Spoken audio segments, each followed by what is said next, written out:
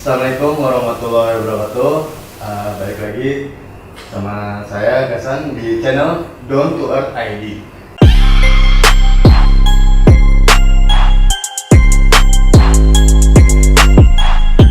Nah, kali ini lagi bareng sama Ustadz Farid Okbar yang namanya ini udah benar-benar mendunia.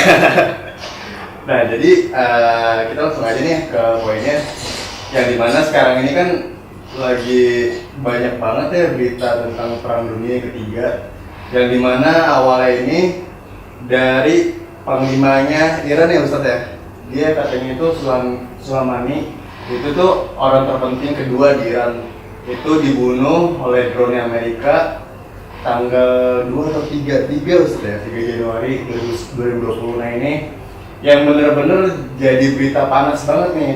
Di samping itu ada juga yang mengkaitkan antara Cina dengan Indonesia. Dia kan pengen masuk ke Natuna ya Ustadz ya. Nah ini dari perspektif Ustadz ini gimana nih Ustadz? Bismillahirrahmanirrahim. Alhamdulillah wassalatu wassalamu ala ba'd. Bersyukur kepada Allah dan kemudian terima kasih kepada Hasan yang melibatkan saya di tengah anak-anak muda. Mudah-mudahan diskusi ringan ini bisa memberikan pencerahannya bahwa peta dunia ini kan terkait dengan dua hal, terkait dengan ajaran Islam atau terkait dengan pikiran-pikiran manusia. Kalau ajaran Islam itu arahnya bukan kepada perang tetapi kepada perdamaian, karena Islam itu berarti daripada salam.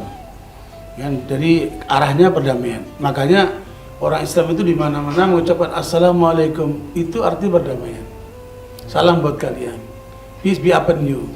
Nah, karenanya Islam itu tidak identik dengan peperangan. Kalau kita lihat dari kehidupan Nabi Muhammad SAW, justru Nabi melakukan evaluasi di tahun ke-6 Hijriah.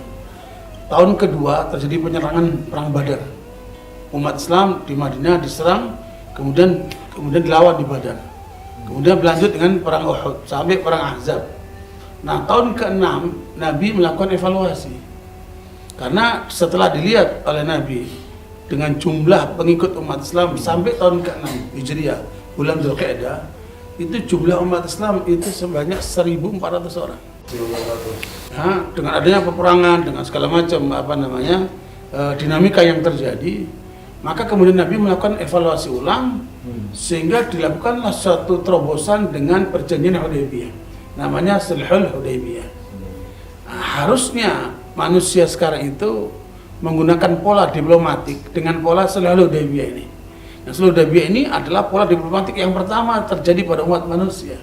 Dicontohkan sama Nabi dengan melakukan evaluasi, terjadilah perjanjian damai antara Nabi Muhammad dan pimpinan kaum kufar dari Mekah.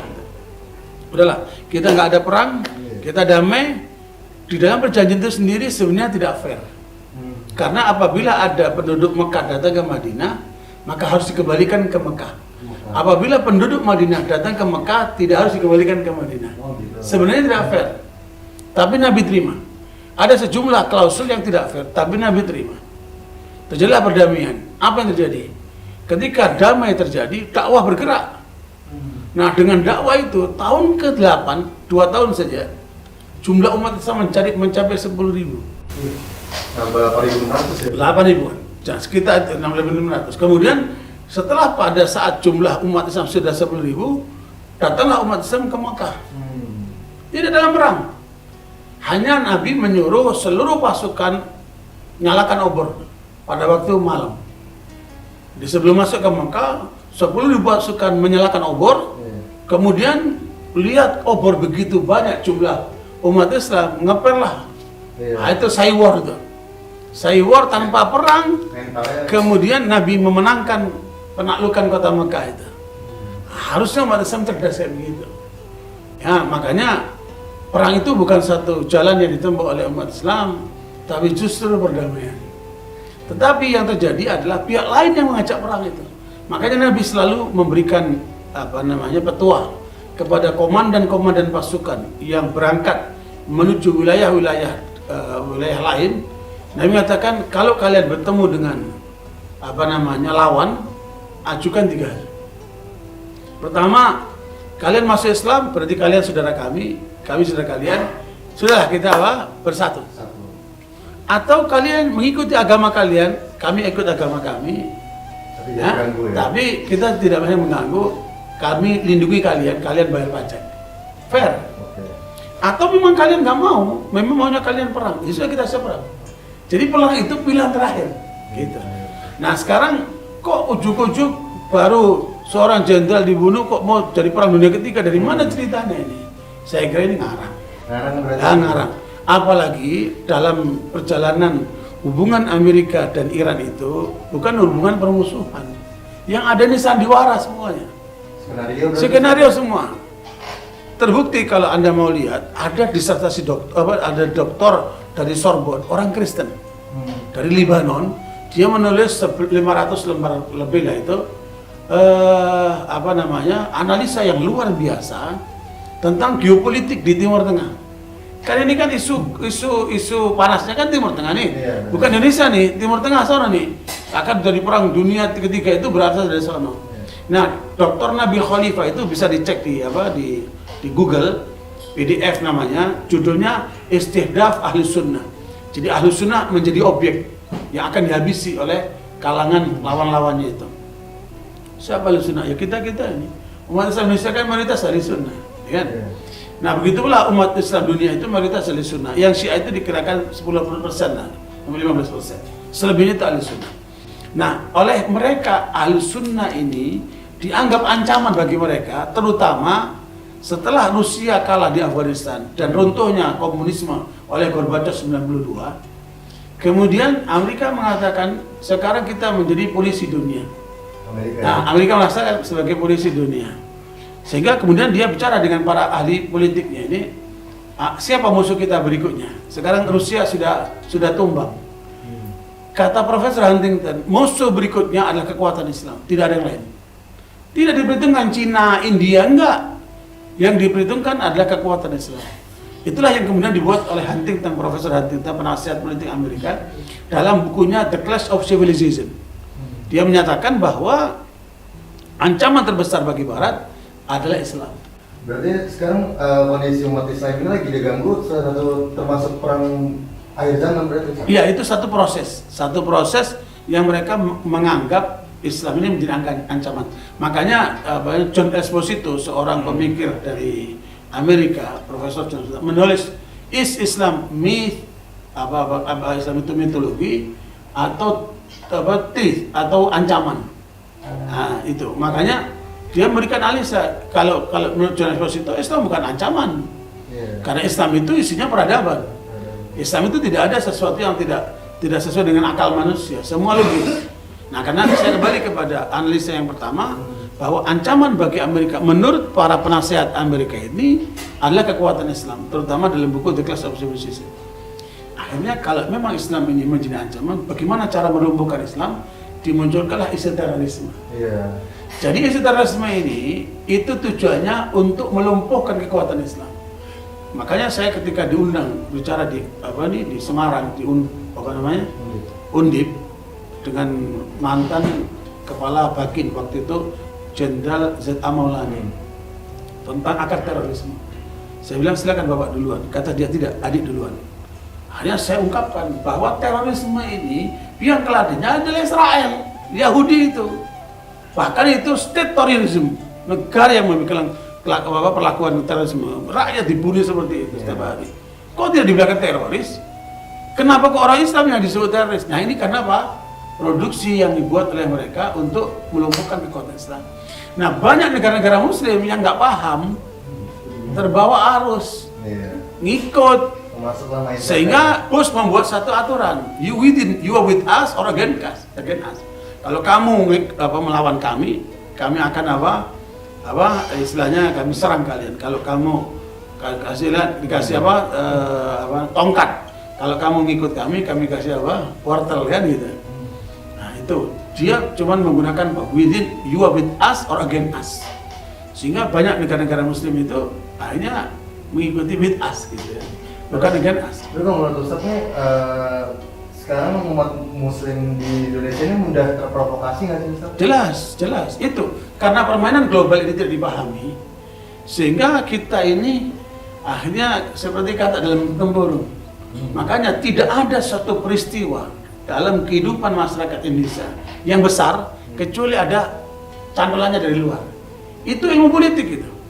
Dari geopolitik kita harus kita paham, tidak ada sesuatu peristiwa yang terjadi di negeri kita kecuali ada kaitan dengan luar. Nah makanya itu saya lanjutkan dikit, analisa terorisme sebagai satu alat untuk memukul kekuatan Islam. Akhirnya mereka menciptakan 11 September. Oh iya. Ya 11 September itu ciptaan mereka dan sekarang diakui oleh CIA kan. Iya. CIA akan mengeluarkan berapa? $800 juta untuk diberikan kepada keluarga Bin Laden. Karena itu sebagai satu ungkapan yang memojokkan, padahal sebenarnya ini kerjaan CIA. Hanya permainan mereka semua. Nah, dibuatlah 11 September itu sebagai alasan untuk Amerika menyerang Irak. Karena Irak yang dituduh. Ditambah lagi CIA membuat satu berita palsu bahwa di Irak itu ada mass destruction. Pemusnah massal lah, alat pemusnah massal itu. Ternyata semua bohong. Jadi itu hanya alasan untuk menghantam kekuatan Islam yang waktu itu yang paling kuat adalah Irak. Ya. Apalagi Irak itu dianggap ancaman bagi negara Israel. Makanya Irak dirumpukan. Sekarang pertanyaannya, siapa yang punya ide penyerangan Amerika ke Irak? Namanya Paul Wolfowitz. Paul Wolfowitz itu mantan duta besar Amerika di Jakarta. Dia inilah yang kemudian pulang ke Amerika menjadi wakil menteri pertahanan. Dialah otak penyerangan Amerika ke Irak itu. Kenapa yang terjadi? Sebenarnya Amerika memperkirakan penyerangan Amerika ke Irak hanya butuh 7 hari dengan kekuatan senjata yang canggih itu. Ternyata bukan setahun 2 tahun, bertahun-tahun. Dalam hitungan 18 bulan mereka mengevaluasi kerugian Amerika di Irak mencapai 2 triliun. Pada saat yang sama penyerangan Amerika ke Vietnam dalam waktu 18 bulan kerugian Amerika baru 800 miliar. Jadi kerugian di Irak itu jauh lebih dahsyat. Makanya Mujahidin Ahli Sunnah di Irak mengatakan, ya, kalau dulu tentara Rusia itu kuburannya di Afghanistan, maka kami tunggu akan kami jadikan kuburan tentara Amerika ada di Irak. Kewalahan Amerika itu. Bahkan sudah mengerikan karena tentaranya sudah banyak stres, depresi, banyak bunuh diri. Tapi kemudian Amerika merangkul Iran. Ya. Bahaya nih. Jadi membalir Ustaz. Iran dirangkul. Kamu bantu kami di depan. Kalau selesai urusannya, negara kami serahkan kepada kamu. Nanti kita bagi-bagi. Gitu. Kekuatan yang terjadi Sunni lumpuh kekuatannya, menanglah Amerika dengan Iran itu. Kemudian Irak ditangani oleh Syiah yang dibekali oleh Iran kan. Harusnya kan ada pembagian antara Amerika dan Irak. Antara Amerika dan Iran. Rupanya Iran meninggalkan Amerika, ya kan? Minyak dikasih ke Perancis, ke Cina, segala macam. Marahlah Amerika, aja diserang oleh kata Donald Trump. Kami udah mengeluarkan 3 triliun di Irak itu. Pasukan kami berapa yang sudah terbunuh di sana?